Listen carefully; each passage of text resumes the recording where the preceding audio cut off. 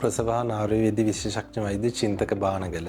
අද මම කතා කරන්න බලාපොරොත්තු වෙන්නේ කාන්තාවන්ගෙන් විශේෂයෙන්ම තරුණ සහ මැදිවියේ කාන්තාවන්ට ඉතා විශේෂ වැදගත් රෝගී තත්ත්වයක් වන එන්ඩෝමෙට්‍රියෝසිස් කියන රෝගී තත්ත්වය. ඔබ මේ තත්ත්වය ගැන බොහෝ දුරට මේ වෙනමටත් දැනුවත් ඇති. නමුත් අපි වැඩි දුරටත් මේ රෝගී තත්ත්වය කුමක්ද, ඒ සඳහා තියෙන ප්‍රතිකාර මොනවද කියන එක කතා කරලා බලමු. මුලින්ම එන්ඩෝමෙට්‍රියෝසිස් කියන්නේ කුමක්ද?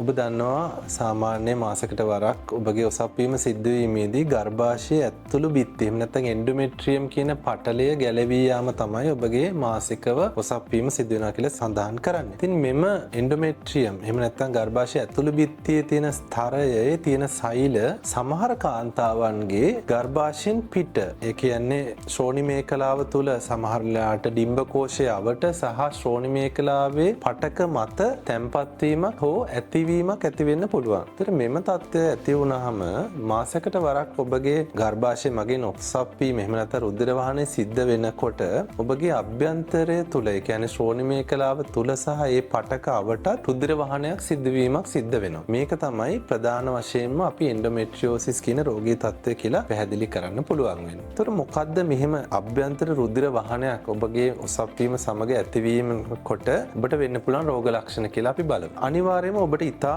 අධික වේදනාවක් ඇති වෙන්න පුළුවන්. මේක ඔසප්වීම සමග ඇති වෙන්න පුළුවන්. නමුත් එන්ඩෝමෙට්‍රියෝසිස් තත්ත්වයේදී ඔසප්වීමට දින කිහිපයකට කලින් සිට ඔබගේ මේ යටිබඩේ වේදනාව ඇති වෙන්න පුළුවන්. මේක ඔසප්වීම සමග ඉතා දරුණු තත්ත්වයකට යනවා. ඒ වගේම ඔසප්වීම අවසානයේ රුධිර වහනය ඉවර වුණාට පස්සේ ඔබගේ මෙම බඩේ වේදනාව තියෙන්න පුළුවන්. මේක තමයි ප්‍රධානම රෝග ලක්ෂණය ඔබට ඇති වෙන්න පුළුවන්. ඊට අමතරව මෙම රෝගී තත්ත්වය කාලයක් තිස්සේ පවතින රෝගී තත්ත්වයක්. ඒ කියන්නේ කාන්තාවකගේ ජීවිත කාලයෙන් ඔසප්වීම සිදුවන සම්පූර්ණ කාලය දක්වාම තියෙන්න පුළුවන් රෝගී තත්ත්වයක්. ඒ නිසා ඉතා ක්‍රමක්‍රමයෙන් කාන්තාවකට අපහසුතාවයන් ගොඩක් ඇති කරන්න පුළුවන් තත්ත්වයක්. ඒත් සමග ඔබගේ වේදනාව සබ් චක්‍රයේ නැතුවත් අනිත් වෙලාවටත් ඇති වෙන්න පුළුවන්. ඒ වගේම ඔබ විවාහක කාන්තාවක් නම් ඔබගේ ලිංගික සංසර්ගය සිද්ධ කරන අවස්ථාවේදී ඔබට අධික බඩේ වේදනාවක් ඇති වෙන්න පුළුවන්. මෙම වේදනාව සහිත රෝග ලක්ෂණ තමයි ප්‍රධාන වශයෙන්ම එන්ඩෝමෙට්‍රියෝසිස් වලදී ඇති වෙන්නේ. ඒ වගේම මම කිව්වාගේ කලින් ඔබගේ ශ්‍රෝණි මේකලාවට රුධිර වහනය සමග කාලයක් තිස්සේ මේක සිද්ධ වෙනකොට ඇතුලේ තියෙන අවයව, විශේෂයෙන්ම පැලෝපිය නාල, ගර්භාෂය ඩිම්බකෝෂ කියන අවයව ඔබගේ අනිත් බඩවැල් සමග එකට ඇලීමක් සිද්ධ වෙන්න පුළුවන්. ඒතර මේම ඇලීම සිද්ධ වීම සමග සමහර කාන්තාවන්ට විශේෂයෙන්ම දරු සඵලතා අඩුවීමක් ඇති වෙන්න පුළුවන්. ඒ නිසා අපිට දරු සඵලතා අඩු කාන්තාවන් එන අයගෙන් අඩුම තරමේ 30ක් 40ක් අතර ප්‍රමාණයකට මේ රෝගී තත්ත්වය නිරීක්ෂණය කරන්න පුළුවන්. අපි දැන් බලමු මෙම රෝගය කොහොමද මේ රෝග ලක්ෂණ තියෙනවා නම් ඔබ අඳුරගන්නේ කියලා. ඉතින් මෙම රෝගී ලක්ෂණ තියෙන අවස්ථාවේදී අපි වෛද්‍යවරයා විසින් ඔබට සමහර වෙලාවට ස්කෑන් පරීක්ෂණයක් සිදු කරන්න පුළුවන්. විශේෂයෙන්ම ස්කෑන් පරීක්ෂණයේදී ඩිම්බකෝෂය ආශ්‍රිතව එන්ඩෝමෙට්‍රියෝසිස් රෝගී තත්ත්වයේදී ගෙඩි ඇතිවීමක් සිදු වෙන්න පුළුවන්. ඒ කියන්නේ ලේ සහිත ගෙඩි. එහෙම නැත්නම් අපි සාමාන්‍ය විවහාරයේ කියන චොක්ලට් සිස්ට්, චොක්ලට් ගෙඩි කියලා.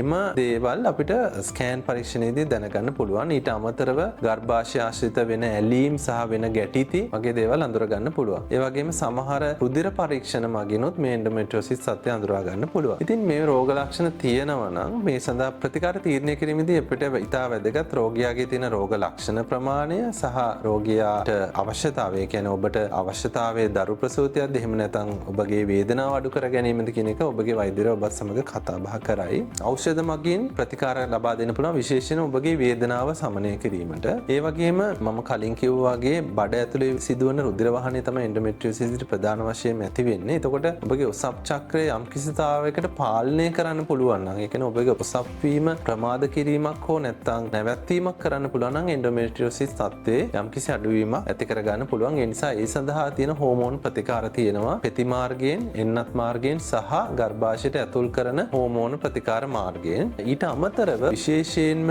එන්ඩෝමෙට්‍රියෝසිස් වලින් ඔබගේ ඩිම්බකෝෂයේ ගෙඩිය ඇති වෙලා තියෙනවා නම්, නැත්නම් පටක ඇලීම් සිදු වෙලා තියෙනවා නම්, ඔබට අධික වේදනාවක් තියෙනවා නම්, එහෙම නැත්නම් ඔබ දරු ප්‍රසූතියක් බලාපොරොත්තු වෙන කාන්තාවක් නම් බොහොමයක් වෙලාවට ඔබට ශල්‍ය කර්මයක් ඔබගේ වෛද්‍යවරයා නියම කරන්න පුළුවන්. මෙම ශල්‍ය කර්මය බොහෝ දුරට දැන් සිදු වෙන්නේ ලැපරොස්කෝපි මාර්ගයෙන්. ඒ කියන්නේ බඩේ කැපීමක් සිදු කරන්නේ නැතුව කී හෝල් සර්ජරි කියන විශේෂ ප්‍රතිකාර ක්‍රමය මගින් ඉතින් ඔබගේ වෛද්‍යවරයා වෙත යොමු වෙලා ඒ සඳහා ප්‍රතිකාර ලබා ගන්න පුළුවන්. ඉතින් මේ එන්ඩෝමෙට්‍රියෝසිස් කියන තත්ත්වය ඔබට එළියට පේන්නේ නැහැ. නමුත් තමන්ගේ ශරීරය තුල ක්‍රමක්‍රමයෙන් කාන්තාවකගේ ප්‍රජනනක අවයව ආශ්‍රිතව විශාල ගැටලු ඇති කරන්න පුළුවන් තත්ත්වයක්. ඒ නිසා මම හිතනවා ඔබට මේ පිළිබඳව අවබෝධයක් අද ලැබෙන්න ඇති කියලා සහ ඔබගේ රෝග ලක්ෂණ තියෙනවා නම් ඔබගේ වෛද්‍යවරයා මුණ ගැසලා ඒ සමග සාකච්ඡා කරන්න පුළුවන්. බොහොම ස්තුතියි.